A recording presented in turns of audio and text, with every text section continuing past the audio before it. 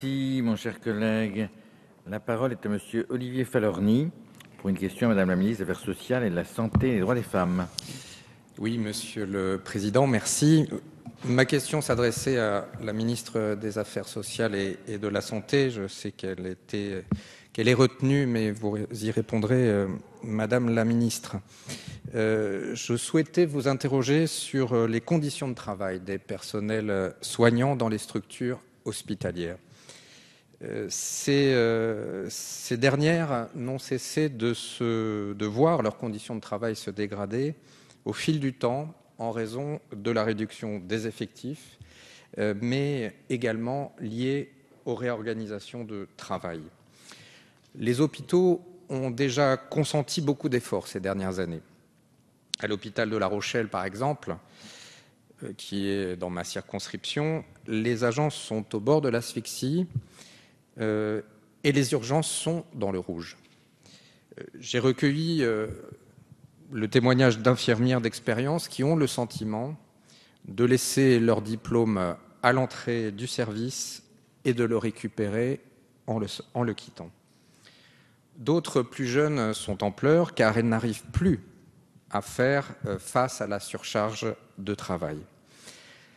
C'est donc dans ce contexte d'implosion sociale que l'on a appris la rédaction d'un plan opérationnel sur 3 ans distribué aux directeurs des ARS qui prévoit une diminution des dépenses de l'ordre de 10 milliards pour la santé, dont 3 milliards d'euros de restrictions pour les hôpitaux. Pour ce faire, il est prévu dans ce rapport que l'ONDAM sera de 2,1% en 2015, 2% en 2016 et 1,9% en 2017. En conséquence, les budgets des hôpitaux diminueront et impacteront la masse salariale. Il a été évoqué le chiffre de 22 000 emplois supprimés sur ces 3 dernières années. Seul le paramètre des économies semble avoir été pris en considération dans ce plan. Une nouvelle saignée conduirait à baisser la qualité des soins. Elle aggraverait la souffrance des agents hospitaliers qui font un travail admirable, remarquable et dont je veux saluer le dévouement.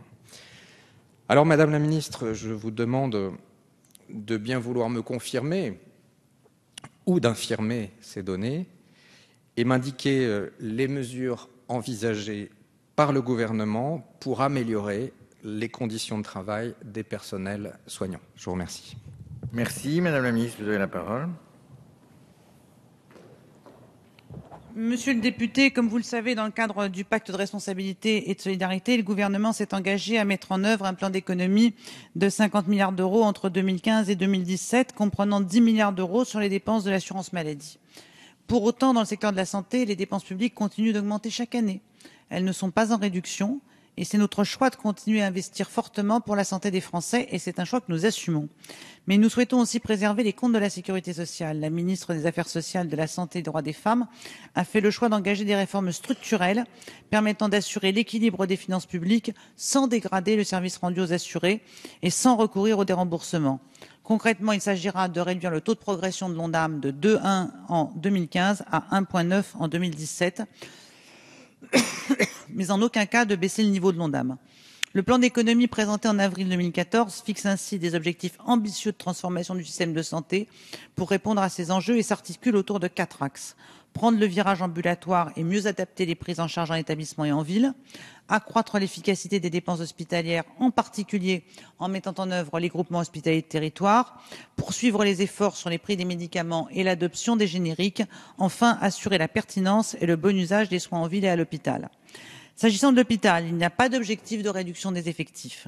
La maîtrise des dépenses de santé sera assurée par une politique plus dynamique sur les achats, par la mutualisation des fonctions support dans le cadre des groupements hospitaliers de territoire et plus largement par le virage ambulatoire. Ce dernier impliquera des évolutions en matière de pratique et d'organisation qui mobiliseront l'ensemble des acteurs hospitaliers. Pour 2015, ce sont 1,5 milliard d'euros de crédits supplémentaires pour l'hôpital qui sont quand même prévus. Merci, Monsieur Falorni, en réponse, vous avez la parole. Merci, Madame la Ministre, de votre réponse. Vous l'avez bien compris, ma question était avant tout un signal d'alerte, une préoccupation, tant sur la qualité des soins prodigués à nos compatriotes que sur la santé même des personnels soignants. Je vous l'ai exprimé, je sens chez les hospitaliers, en particulier sur l'hôpital de La Rochelle, une vraie préoccupation, une vraie lassitude et une grande préoccupation. Donc je voulais lancer ce signal d'alerte. Au moment de l'épidémie de grippe, les urgences se sont retrouvées face à une situation extrêmement compliquée. Elle a été résolue, mais je voulais vraiment souligner à la fois la qualité du travail des personnels soignants et vous dire combien il faut accorder une préoccupation essentielle à ce travail des hospitaliers qui aujourd'hui sont parfois dans la souffrance.